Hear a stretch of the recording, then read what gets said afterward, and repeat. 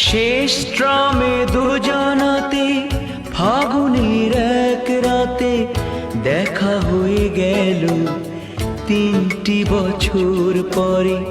জানি না কেমন করে এমন হলো। বললে আমায় তুমি আছো গো কেমন, উত্তরে বললাম রেখেছো যেমন। মনের সুখের এক ঝড় বয়ে গেল।